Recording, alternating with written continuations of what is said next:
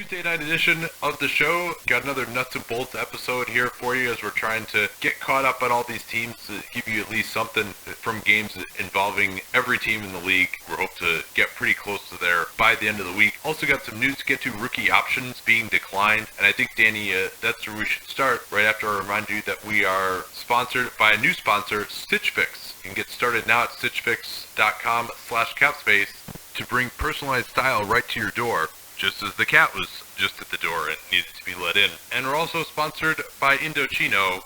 Use that CatSpace code to get their best ever deal, $359 for any premium made-to-measure suit. Alright, so the biggest one of these, obviously, is former number 3 overall pick in 2015, Jahlil Okafor, had his $6 million option declined for next season, and it will be an unrestricted free issue. It sort of sounds like this went along the lines of what we discussed when we did that preview, where the Sixers tried to move him, and there just wasn't sufficient interest. So now, not only did they decline the option, but Mark Stein has reported that they're discussing a buyout. Okafor is making just under $5 million this year, so there isn't a ton of wiggle room. It's not like it's like Joe Johnson or something like that, where there's a lot of money on the table. But it would be smart for Okafor to leave a little bit of what he has left to get into a situation where he's actually going to play, because then he can actually start to rebuild his value and start to do that. There are teams that need players like him, at least coming off the bench, or at the bare minimum that won't marginalize him the way that the Sixers already have, and they have Rashawn Holmes coming back, so it's going to be even more drastic starting in about a week. Yeah, Chicago and Phoenix, both logical suitors for Okafor. Those guys have centers, but none of them are really that amazing. Robin Lopez is a solid player, but Bulls aren't going anywhere this year. They should take some time to take a look at Chicago native Okafor. I wonder if Philly just said, hey, we will trade Jahlil to you for nothing if they ever made that offer to someone, if it got to that point. I'm guessing maybe they didn't, but I think at this point they should have, because they have this renegotiation and extension for Robert Covington out there. And if they could give themselves another $5 million in cap space for this season, that would enable them to pay him more this year and then perhaps pay him less in future years, because they only have $15 million or so to pay him this year. If they could bump that up to 20, and then they could still drop that down by 40%, maybe they don't want to just pay him that much anyway, but it would give them more flexibility. Also, maybe if they're in the playoff race, just to have, they still have their room exception, but just to have a little bit more flexibility there as well to make trades. Maybe they feel like they can still get something for him, but after declining the rookie option, seems pretty unlikely. Everyone knows that he's not the plans, and you mentioned the fact that he could seek a buyout. Mark Stein reported that. So I think that would be logical for all sides.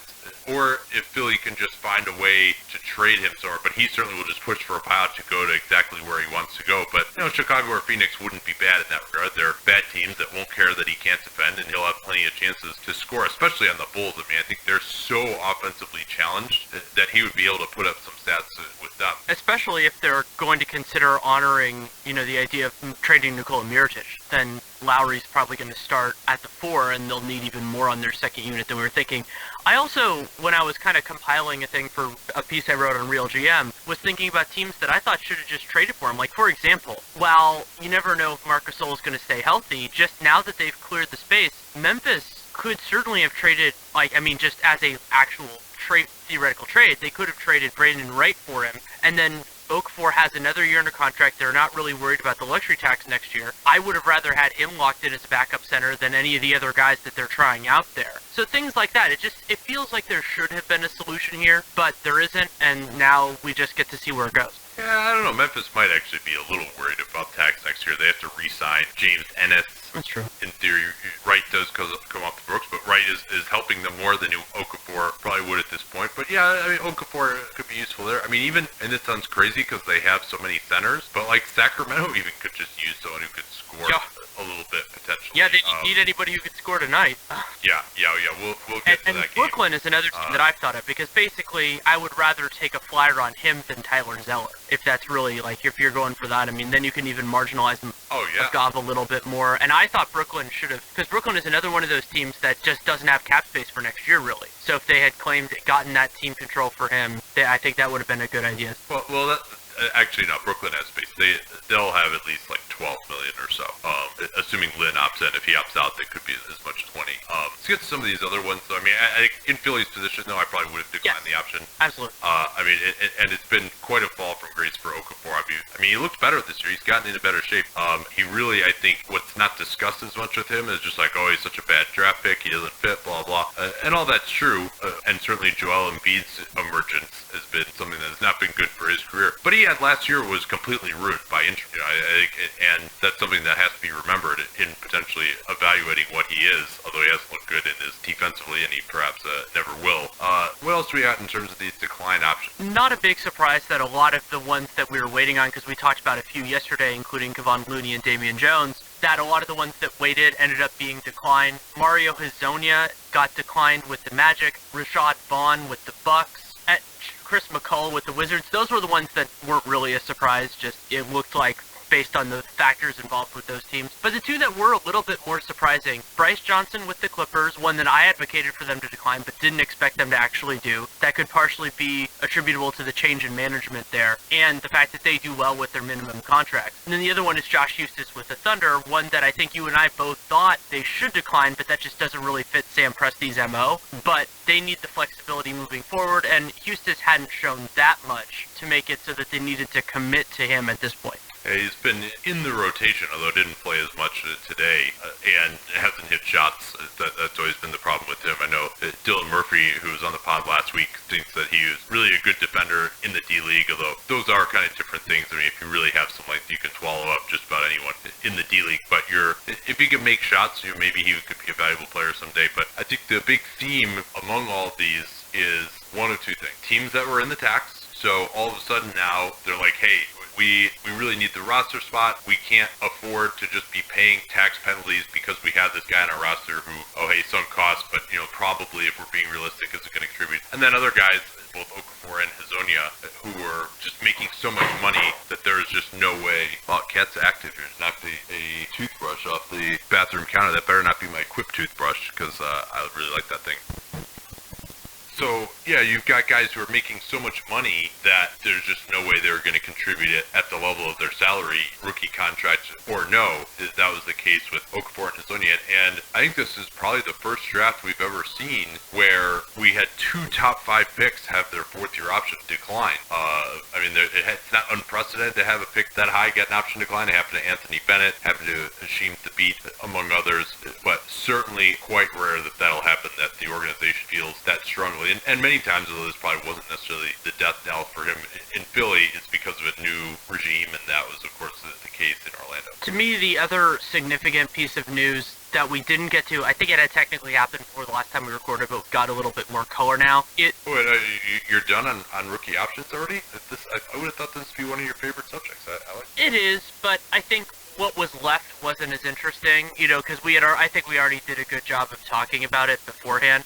So. What about Rashad Vaughn? I mean, I guess that's another one where it's the tax. I mean, let me ask you this. Are there any of these decisions that you disagree with? And if you do agree with all of them, which is the one that you're closest to disagreeing? So the ones that were today, I agreed with all of those. There were, I disagreed with Portis, I disagreed with...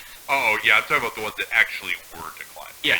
You would have been more aggressive. I would have been more aggressive. And the closest call for me was probably Rashad Vaughn, because Vaughn has showed a little bit. The problem is specifically his situation. Also, he's young. I believe he's still 21. So there's still a lot of room for growth there. And, he doesn't, as a wing, he doesn't have to do as much to be valuable, because there just aren't that many wings, and that's kind of a component of it. So yeah, that's really where I would go with it. But yeah, broadly speaking, I would have been a little bit more aggressive, primarily with the Bulls guys. And I am impressed though. I think my biggest takeaway is that I didn't expect it to be as close as what I would have done, because usually teams, they're connected to these players.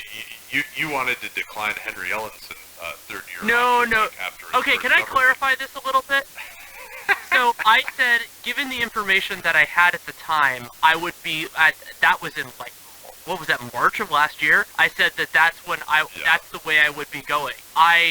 Though it's hilarious that basically every time I've watched the Pistons during this regular season, he has played badly. That was my opinion at the time, I would not have actually declined it once I saw Summer League and everything else like that. So it's funny, I still get shit from Pistons fans about that, but it seems like it was partially a miscommunication on my part and partially just, Pistons fans going over the board, which they do. That's nothing wrong with that. It's being fans. But yeah, I think that teams generally are attached to their guys. Presti declining the option of Eustace, because remember, there's the whole complicated thing with Eustace, where they picked him partially because he was willing to play in the D-League for a year and basically forego his rookie scale contract. And that, first of all, to me, was a tactical mistake, because they could have just taken a European guy and done basically the same thing. Nikola Jokic was the best European guy still on the board. That would have been awesome for them. But you have all of those connections still, same front office. I didn't expect it to happen, but I'm encouraged because that's the brave new world of being a big spender like they look like they are, at least this year, probably next year too. Yeah, and you also, when you have the equity of being a good team, it's easy to do that, just saying, hey, this guy's not going to get minutes. And while your owner might be like, hey, what the hell, we've spent a first-round draft pick on this guy, he's already off the team, he'll even more be likely to say, hey, what the hell, we just spent $3 million in luxury taxes for this guy who's not playing at all, why don't you just decline his option? So I think of all the guys who had their option decline, I'd probably say that Okafor still has the best chance. I mean, he's averaged 17 points a game and been relatively efficient. And maybe Hazonia second. Eustace, in terms of the decision, Eustace is probably the one that I would be closest on, just because he still has some talent, he's kind of in the rotation. But again, as we talked about yesterday with a lot of these guys, Looney being another one, very unlikely that any team is going to dig into cap space or an exception to sign one of these guys for above the minimum. So if they really are that good, they could always probably come with the best offer, even though they're limited to paying them what their fourth-year option would have been. Yeah, and that's especially relevant for me with Hazonia, because Hazonia, that's a higher number. It would be for Okafor if he was in a different situation or if he gets traded. And that's actually, I think... Yeah, and only one player I think has ever gotten more than what their fourth-year option would have been, a Solomon Hill. I love that we get to bring that back. But there are a lot of these players who, my first thought was I wouldn't have declined their option if I were another team, like if they had been in a different situation, which then gets back to this idea of, are some of these teams trying to roll the dice on the idea of bringing them back as free agents? And then also, did other teams drop the ball here? Because Okafor is a great example of this. I think there are other teams that should have picked up his option, especially if they don't have a lot of flexibility, still a talented young player. You talked about how injuries marred it. And so those are related to trade negotiations that we don't know. But I do feel like with at least a few of these guys, I mean, if you're basically burning having trouble getting free agents, a team like Indiana, theoretically, obviously the high value guys might be a little bit harder for them, but just to get a guy who's making like $2 million who can be a part of your rotation, like let's say Rashad Vaughn, I don't think there's much downside there for them. Yeah, with Okafor, we don't know how much Philly was asking for either.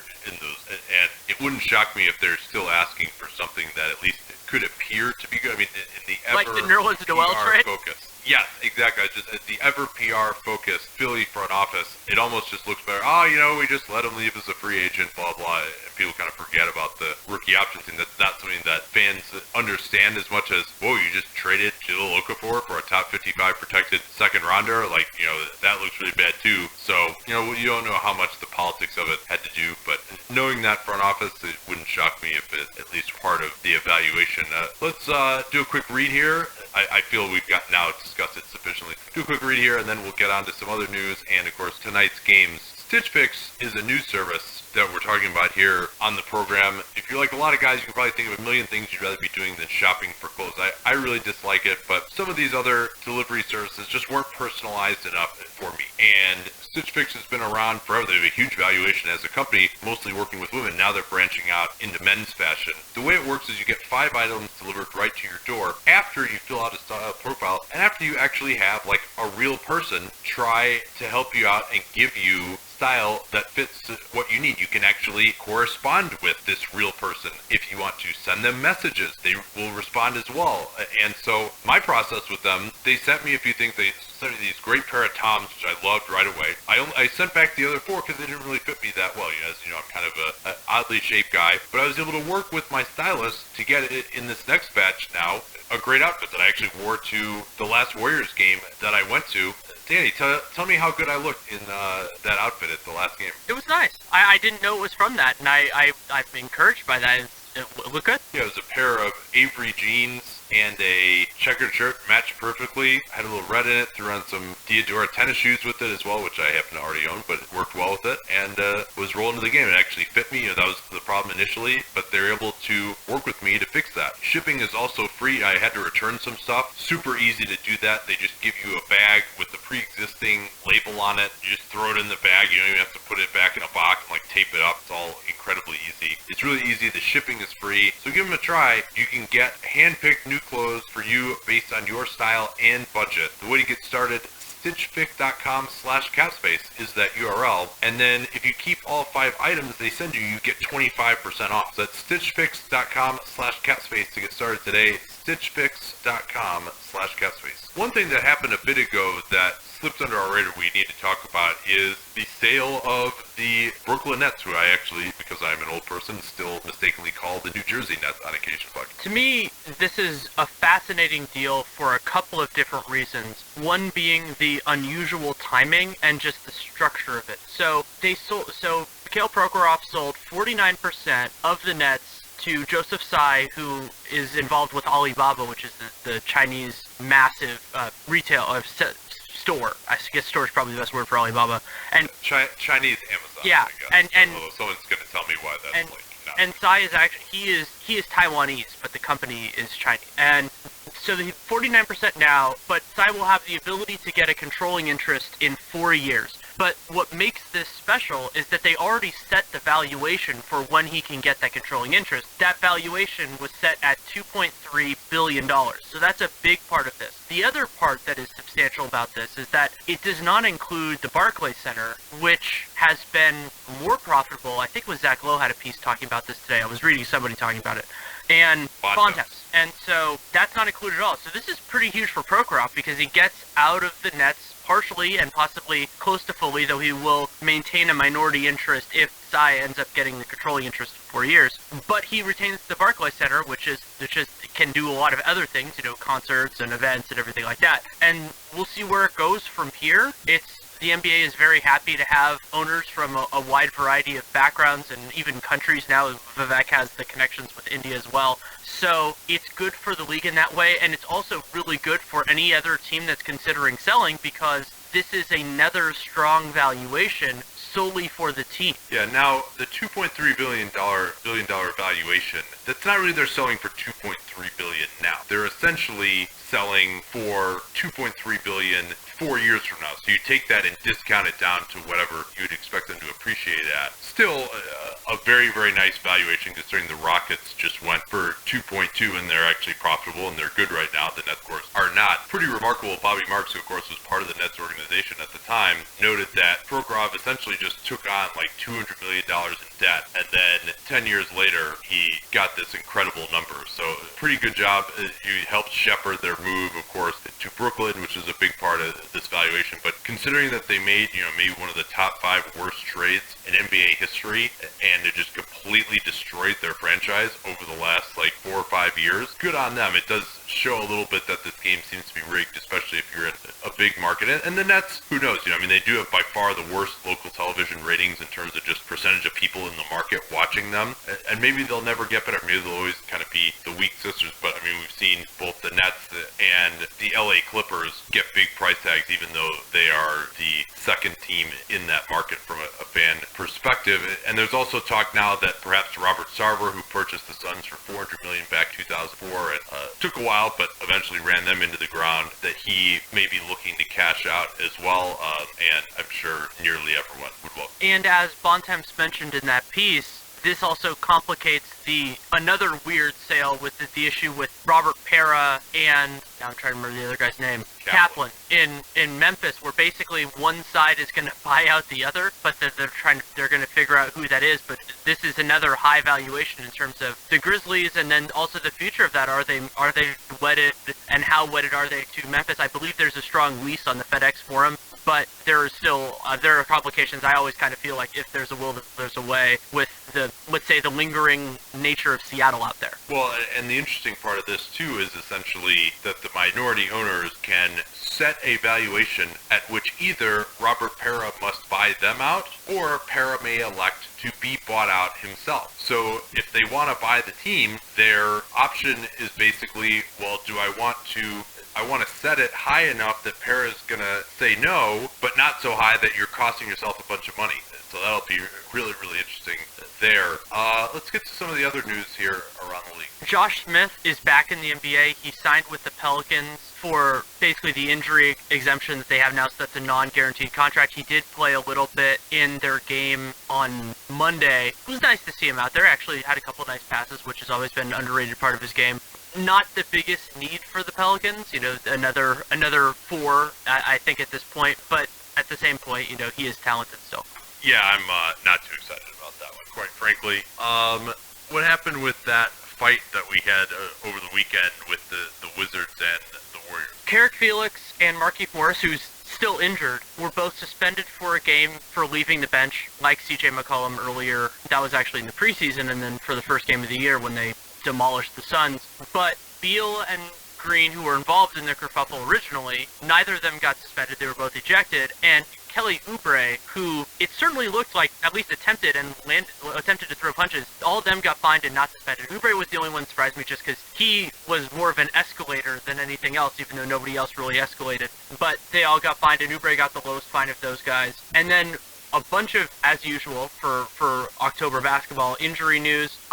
You could go in a couple different directions in terms of which one is the most important, but I want to start with Mike Conley, because this is the one that's concerning, because it's a sore left Achilles, and we've seen this before with Mike Conley. Not knowing that it's as serious as it was before, but when you see Mike Conley and left Achilles, I got a little queasy. Yeah, you missed to remember the bulk of the second half in 2016 with that sore left Achilles, and then got that big contract. But Achilles are these things that if you have a tear, doesn't heal really, unless you fully tear it and then you get surgery, right? You can't really do surgery on like a partial Achilles tear. And so we were very concerned that he might not quite be the same. He was able to come back and have a wonderful year last year. He's been great so far this year, but that's something to monitor if he's questionable. And then Marcus Gasol also questionable with an ankle sprain. You have to imagine that they are perhaps likely to just sit both of those guys. They've done that before, just punt, and they certainly are punting real hard when both those guys sit.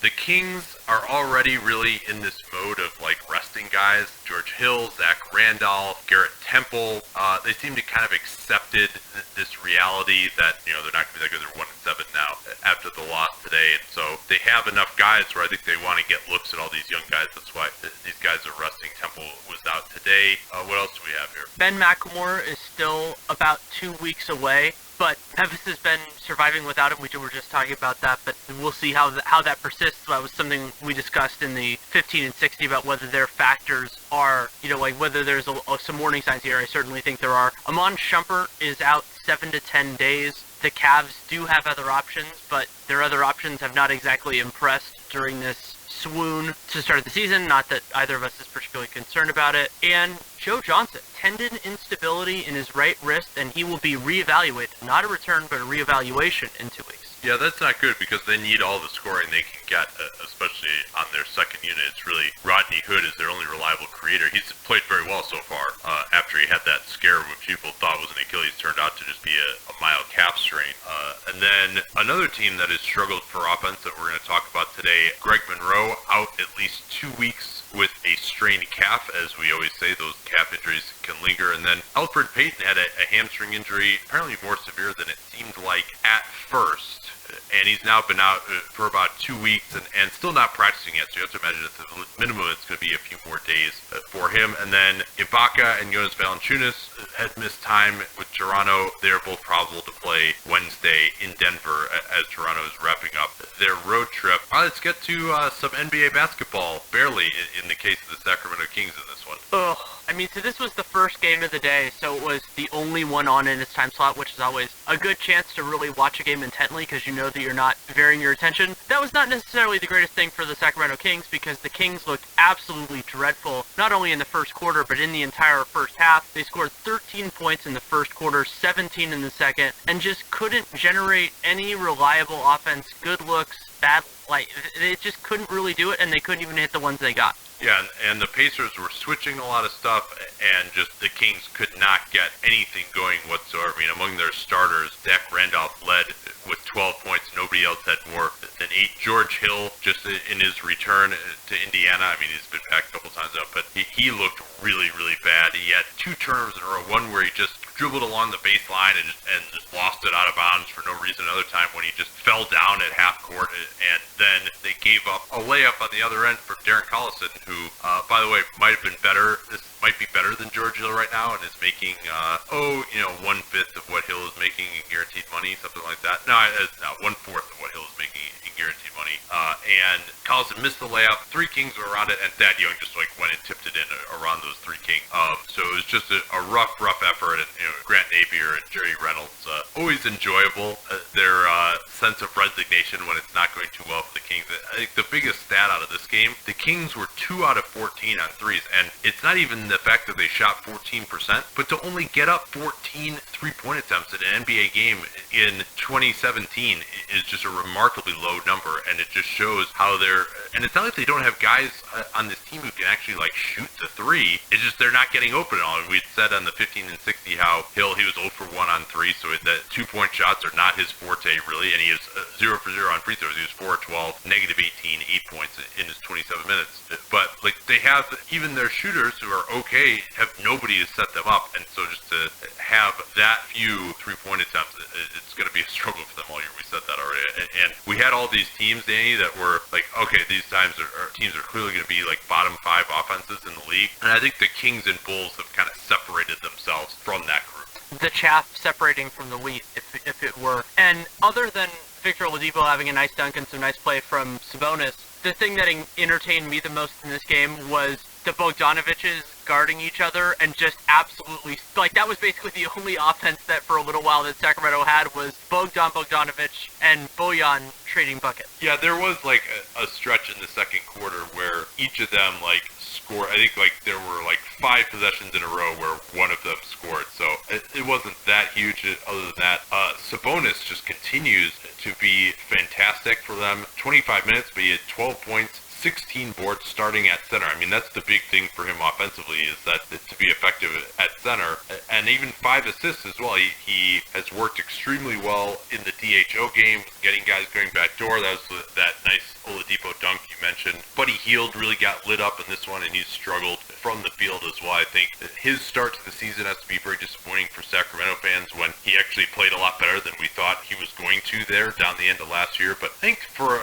some of these bad teams especially, there is a difference between, March, April basketball and, hey, everyone in the league is trying right now basketball at the beginning of the season, and maybe we're seeing some of that with guys like Hield, Scal as well, who, was not great in this game either. Papa G even got in this game. Malachi even got in. He was 1 out of 6. He actually had his rookie option picked up. There was some thought that he would get declined, but I think it made sense for them to pick it up because they're not going to have cap space, and they're also not going to be in the tax, so you might as well just pick it up anyway. Really, the only bright spot was De'Aaron Fox, 18 points, 9 of 18 from the field, but 5 assists, but again, much of that in garbage time, as the Pacers had a mere 30 points at halftime. Even though it was in the aforementioned garbage time, I was excited that the only 2 shots Alex Poitras, who I was super high on back when he was a freshman at Kentucky, the only 2 shots he took were 3s, and he made both of them. So I'm going to keep a little bit of an eye on him. I've been a fan of Poitras for such a long time, and he looked good in summer league, so I'm going to keep there. And Damian Wilkins played 5 minutes, so good for him. Yeah, he was probably, I think I know everyone who's in the league. Maybe I don't know every single two-way guy at this point, but I had forgotten that Wilkins had in fact made the Pacers, and the Pacers are getting just enough so far. I mean, they've been a quality offense. They're getting some 3-point shooting, and they really, even though it is the Kings, this is a team where, their starting lineup was Collison, Oladipo, Bogdanovich, Young, and Sabonis, and they still were able to lock down pretty well here, and they're bringing Al Jefferson off the bench. I mean, their only 2 decent defenders on this team are probably Young, Oladipo, and maybe you could put Stevenson in that category as well. And so just to play defense this well, and not even in a lucky, hey, they missed a bunch of shots sense, but in the sense that they just could not get a decent shot against the team. It's somewhat encouraging, even if it is, of course, the Kings. Anything else for you on this game? No, let's tell you about my friends at Indochino, who will make you a custom suit for just $359 using the cat space code. Once you've experienced a custom suit, you're never going to want to go back. Indochino sells to you directly, no middlemen, no markup. You can either go into one of their North American showrooms, they have about 8 of those, or you can do the measurement yourself. You have a tutorial that you can use that they give you online of how to do that. 3 or 4 weeks later, your suit arrives and it fits you perfectly. It's not off the rack. Very few men just fit off the rack suits well, even after it's been tailored in theory at the department store or wherever. And of course it costs way more. Anyway, so my experience with Indochino has been wonderful. Their custom shirts as well that fit me great. I mean, a lot of dress shirts that I get off the rack, that it's just a little bit too short in the arms, right? Like it just doesn't quite fall the way you want it to, like right on your wrist bone there. So the way to get started with Indochino, Indochino.com, use that cap space code. A, let them know that you came from us. B, get 50% off the regular price for a made-to-measure premium suit, just $359. It's an incredible deal for a suit that's going to fit you better than anything off the rack ever could. Okay, let's get to the big game we thought would be the big game of the night. Oklahoma City and Milwaukee, but Oklahoma City dominated basically from about the 3-minute mark of the first quarter on. They did. It was an impressive performance. I think this was the best top-to-bottom game that I've seen from them, also coupled with not the best game that I've seen from the Bucks for a few different reasons. We talked about Greg Monroe being out. I really do think they missed him on the second unit. Like Dellavedova was -18. That's a good proxy kind of for where the game went in those minutes. But Oklahoma City starters dramatically outplayed Milwaukee starters, and there are a couple of different places you could start. Paul George got more back into his rhythm offensively, though it still was 20 points on 17 shots and did not get to the free throw line. But I, again, really loved Steven Adams' play in this game. Yeah, Adams was a monster inside. I mean, he just threw Thonmaker around like a rag doll early. He had 3 just nasty dunks in the first quarter as the Thunder surged out to a 31-23 lead. Was doing a great job just setting screens. 14 points, 11 rebounds in 27 minutes for him, plus 13. And the Bucks, especially with Monroe out, just do not have anyone else with any kind of physicality to handle him. Especially Thonmaker could kind of spread him out a little bit, but John Henson, as a guy who's not really a shooter, was powerless to deal with him. Russell Westbrook played a very controlled game, 12 points, 10 rebounds, 9 assists. Raymond Felton came off the bench for 9 points and 6 assists as well in 19 minutes. He was plus 10. He's playing very well, shooting over 50% on three-pointers, with further 2 of 3 from downtown in this one. So really, they got a lot of great plays. The other thing I saw, although he cooled off a little bit later, Carmelo has been much more active taking the ball to the basket than he had been as a Knick. I think that looked really good. He even beat Giannis one time, although he did push off pretty badly with his forearm. But he was able to. He likes to go left a lot, but he's either driving and kicking on that second unit, not settling for that jump shot. I think he's got more energy because he doesn't have to dominate the ball throughout the game.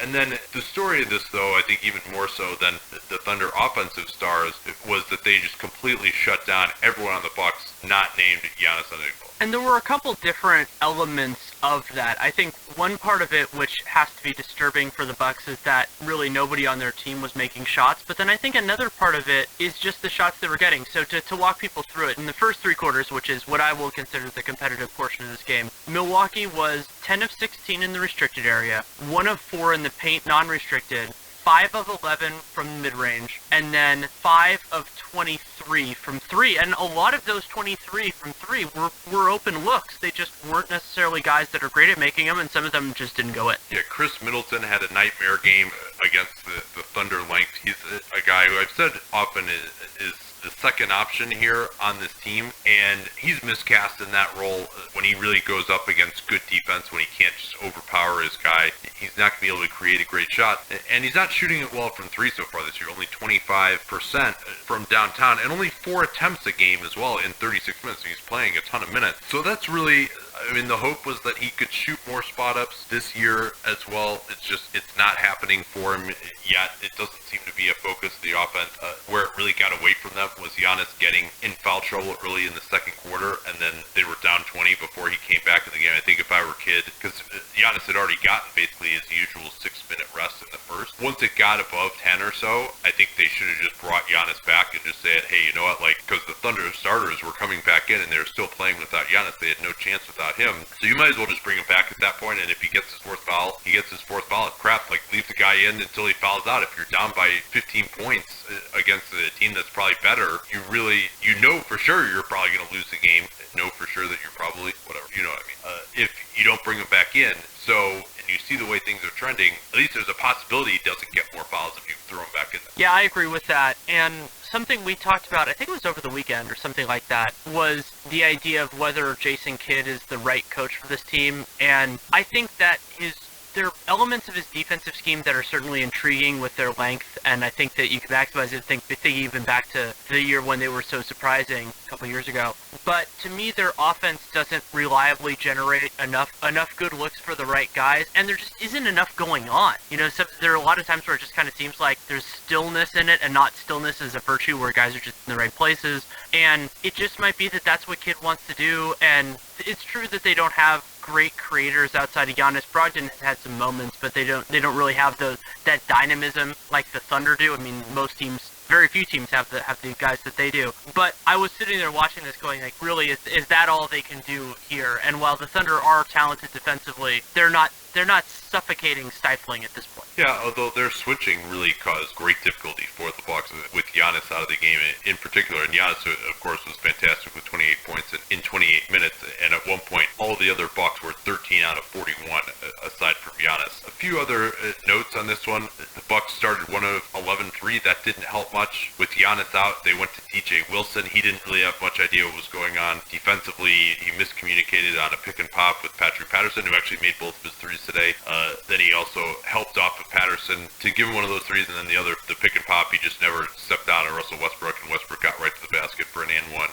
And by the time Giannis had gotten back in, it was 50-28. The game was basically over. One possession that just encapsulated how hopeless it was for the Bucks is they were running like a Dellavedova Henson pick and roll, and Dellavedova, because he's not a great ball handler, got pushed towards the sideline, where most teams will just trap you if you're trying to run a pick and roll right on the sideline near the hash mark. That's exactly what happened at Delly, just like stepped out of bounds. There's really just nothing good is going to come out of a Dellavedova Henson pick and roll, especially because that's so switchable. OKC, as soon as Alex Abrines came in, they really started rolling offensively. Just the very first play, Steven Adams got an alley-oop because Abrines was on the backside of the pick and roll, and the help did come. That had been Robertson. And Robertson was pretty good defensively in this one, but struggles, of course, offensively. But then Abrines, you saw guys still going right at him, like Tony Snell, who's never exactly been the greatest one-on-one player, like went right to Abrines for a layup at one point in transition. And Snell is probably among the worst finishers as a two-guard in the league. Were you watching when Abrines sort of tried to dunk on John Henson? I mean, sort of tried. He would have got it. He just slipped out of his hands.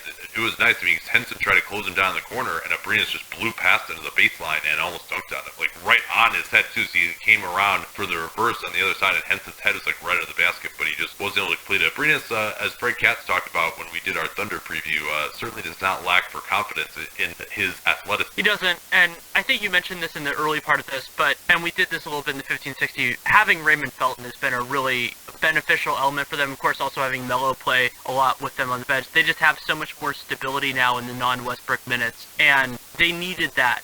We knew they needed it last year, but it has confirmed it so far this year. Last thing on the Bucks, too, you mentioned they play this frenetic trapping style. I think that when you have a guy on the other team that you just don't need to guard, like Robertson, that style is less effective because you're trapping so much that you can't just be like, oh, we're going to not guard this guy. I mean, you can say, hey, we're going to double off of him and stuff like that, but if you're really flying around, it gives him more of a chance to get in the lane when the lane is open instead of just forcing the offense to be a little bit more stagnant and go through the help that's already in position instead of making his guy have to rotate all over the place and make it harder. And Robertson was able to get a few plays there, and really more it was an issue of just not being able to help off him well enough. All right, let's do Phoenix and Brooklyn, a very entertaining game between these two squads that saw quite a bit of yo-yoing. Brooklyn has been fun to watch this year, and I'm thinking they're more the fun to watch not because they're going to win a lot of these games, but just because they play so little defense that you get to see some of the high-end offensive performances. Mike James was, so actually that's the way that I want to talk about this. D'Angelo Russell scored 33 points, had 6 rebounds, had 4 assists, and only turned the ball over once, but was still meaningfully outplayed by Mike James. Yeah, he was, and Russell really struggled defensively, I thought. Although I didn't think that the big Suns run at the end of the game when he came back in was necessarily his fault as much. Yeah, but Mike James, 24 points, 17 shooting possessions, 3 of 4 on threes. He's athletic. He had 4 steals. He shoots the 3 ball, 3 of 4 on 3-pointers, and he's not a natural point guard passer type, but he did throw a few nice passes, led the team with 5 assists in just 29 minutes here, and their starting lineup I thought was pretty good overall. Don't look now, the Suns have actually won 3 out of 4. They beat the Kings and Jazz at home, had a competitive loss to the Blazers on the road, and then now have won on the road against the Nets. We'll see that they play the Wizards, who are back at home now in their next game, but it's pretty impressive. I never would have thought that Jay Triano would be able to get this turned around, and they do seem to be playing a little bit harder. What else stood out to you here about this one? I'd like to see TJ Warren get a little bit more touches, but also he had some nice plays where he just really fought to get offensive rebounds and to get to the line. He was 6 of 7 from the free throw line, also got 4 offensive rebounds, 11 total. I thought he looked good. And Dragan Bender had a better game. It was a reminder that, he was one of the youngest rookies in the entire league last year, and he's moving his feet better to me. He looks more comfortable offensively. It's not saying he's going to be a world beater, at least in the near term, but more encouraging signs from the young big man. It was interesting to see him close the game at power forward in lieu of Marquise Chris. Bender plus 20 in this one was in there in that decisive run, which we'll get to. And the other options there really would be either Chris or Josh Jackson. And Josh Jackson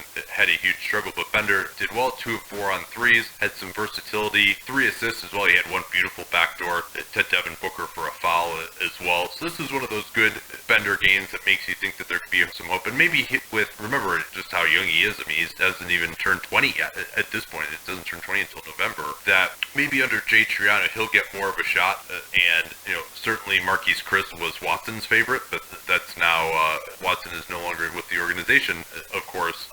Josh Jackson had one of the worst third quarters that you'll see and was quite involved in what was a 17-0 Nets run. The Suns starters pushed it out to 83-65, and then before you look up, with Spencer Dinwiddie killing it for the Nets in particular, it was 83-82, and the Nets actually took, I think, a 3-point lead before the Suns were able to come back and end up winning it relatively comfortably. Actually, no, I'm sorry, the Nets led by 7 at one point in the fourth quarter. But Josh Jackson's third quarter, he took 4, because we talked in the 15 and 60 about how his 2-point shooting was really terrible, right? He'd been shooting okay from 3, but just horrendously from 2. And watching him closely in this game, you can see why, because he took 4 horrendous contested shots, 3 floaters and 1 jumper. None of them even hit the rim. 1 hit the top kind of side of the backboard from the baseline. 2 just went way over the rim and slammed in the backboard, and 1 was an air ball. And then he had a charge right after that as well. It was really just a horrendous game for him. He took 14 shots in 23 minutes. He definitely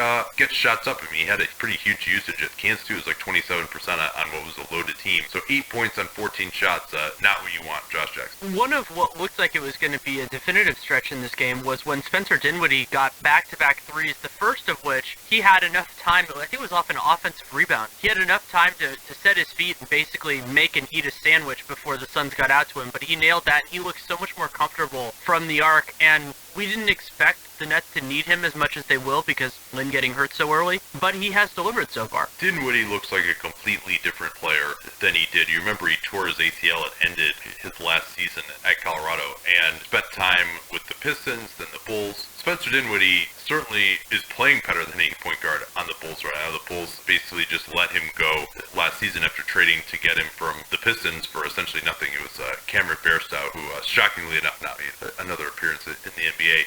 But 15 points, 5 of 10 from the field for Dinwiddie, and his shot looks better. He had this bomb in one of their games over the weekend to ice it. It was like a 30-footer. He's looked very comfortable shooting the 3, hunting that shot now, and then just attacking off the dribble as well. He's been impressive. I mean, Josh Jackson didn't play well tonight, but he's a solid defender, and just in the half court, Dinwiddie just hesitation dribble, didn't even do a move, just blew past him for a layup at speed, just showing a lot more explosiveness. Because I wondered, seeing him at the D-League Showcase years ago, of like, okay, what is this guy?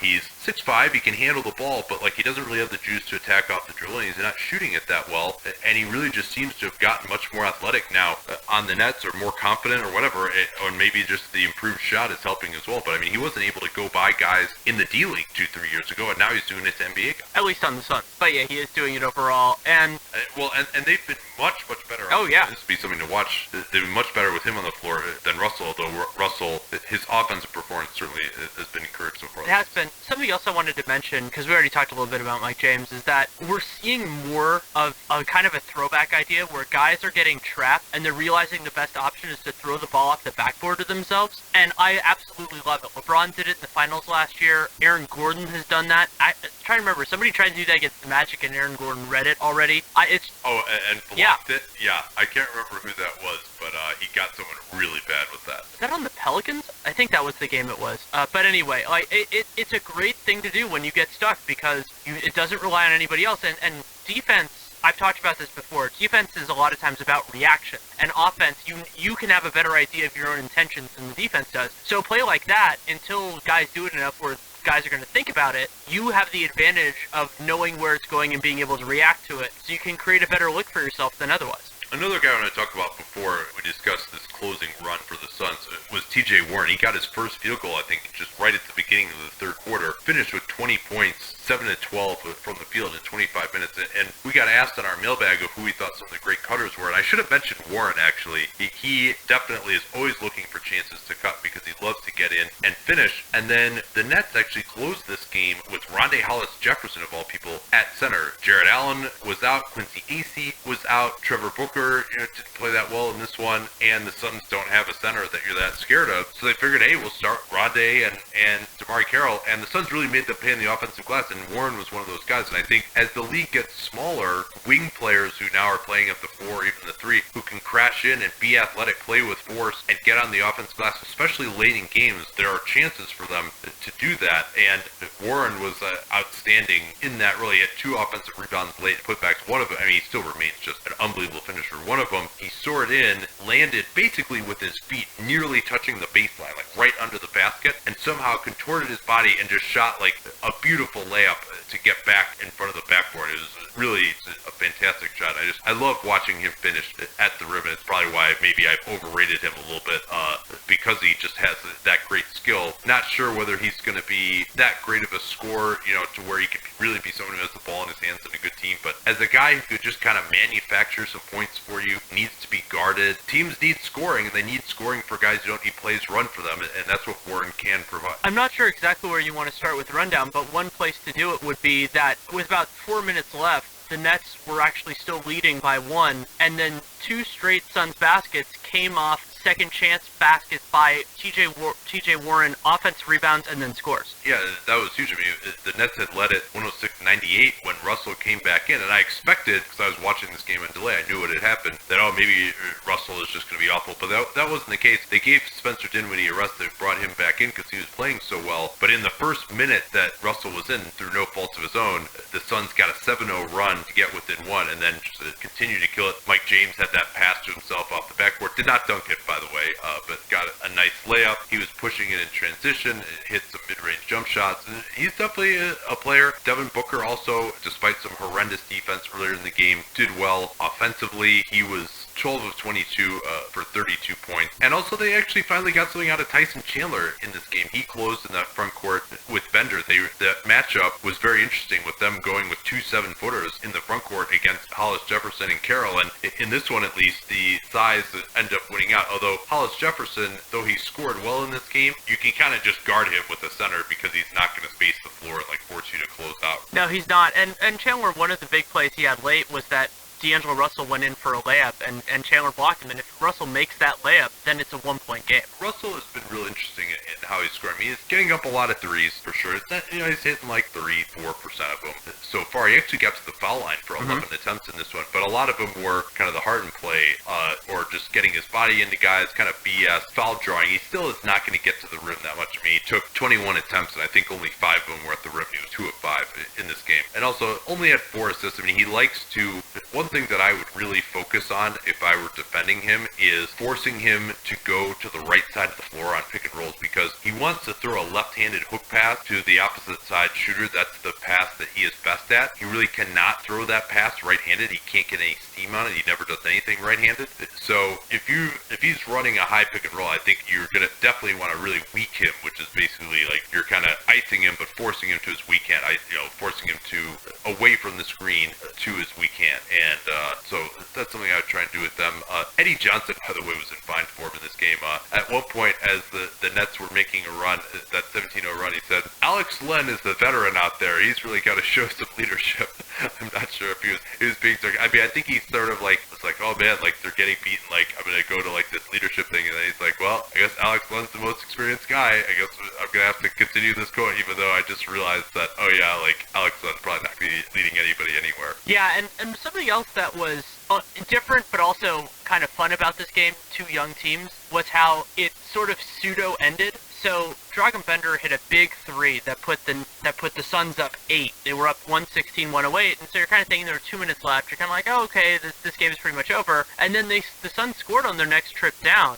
But through a turnover by Devin Booker, then a turnover by Mike James, and then, crazily enough, at the very end of the game, a 5-second violation, which was basically the only thing they could do to give the Nets another chance in the game.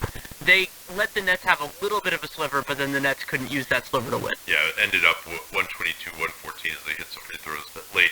I will leave you for the end of this episode with another Eddie Johnson quote, as Tyler Zeller uncorked a left corner 3. Wow, anybody can shoot a 3 these days. Come back soon, Jared Allen.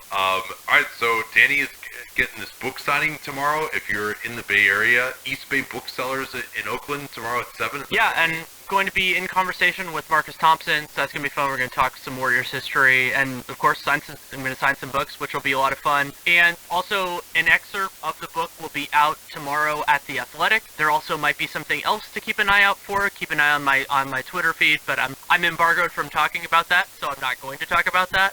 But just keep an eye on it. It was fun to actually put together an excerpt, because since this book is self-contained chapters, it actually works really well for that. So we chose something, I was talking with my publisher, we did something a little bit different for this. It's not one of the early chapters. It's actually one that you and I talked about in terms of draft busts. And so thought that that's just an encapsulation of a part of Warriors history that is worth telling. And so that's what's going to be up at The Athletic on Wednesday morning. It's an encapsulation of the entirety of Warriors history until like 2009. Can I tell the story of how you described that chapter the first time I told it to you? Yes. Yeah, I don't even remember this. Okay, so it was actually, I was telling you this idea. We were at Twitter HQ for the Twitter NBA show before we were prepping one day, and I was talking through the idea of how I wanted to approach some of the negative stuff in the book. And the idea that I had settled on was kind of grouping it together based on, so there's a chapter on draft busts, there's a chapter on the most disastrous trades, and there's a chapter on bad contracts, and a couple things like that. And your immediate reaction was, oh God, people are going to have like a bottle of Jack Daniels next to the book when they're reading it. And that's actually, in my head, I called them Jack Daniels chapters now because of that. Jack Daniels, that doesn't seem like the liquor. You might have said a bottle of liquor, and then I said Jack Daniels. That might have been the way that it happened. I don't remember. Yeah. I don't remember which way it went. With like something strong, and I might have gone with that because that is more my wheelhouse than yours. Or you could just call any chapter having to do with Chris Cohen Jack Daniels. Oh, there are a lot.